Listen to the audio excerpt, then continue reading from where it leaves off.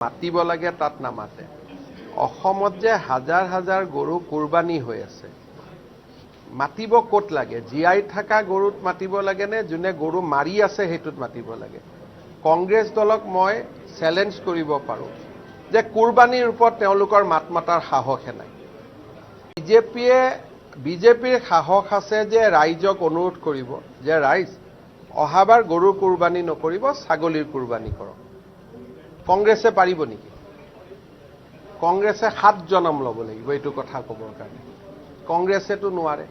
তাৰমানে গৰুৰ শুভচিন্তক কোন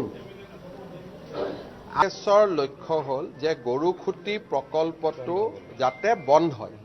আৰু যিখিনি মানুহক আমি উচ্ছেদ কৰিছো তেওঁলোকে যাতে গৰুখুটি প্ৰকল্পটো বন্ধ হোৱা বুলি কৈ পুনৰ দখল কৰিব পাৰে যোৱাকালি গৰুখুটি ৰাইজে কি ক'লে যে আমি তেজ দিম কিন্তু আমি ইয়াত কাকো সোমাব নিদিওঁ গতিকে কংগ্ৰেছক ইমান ডাঙৰ ৰাইজে উত্তৰ দিয়াৰ পিছত মই আৰু উত্তৰ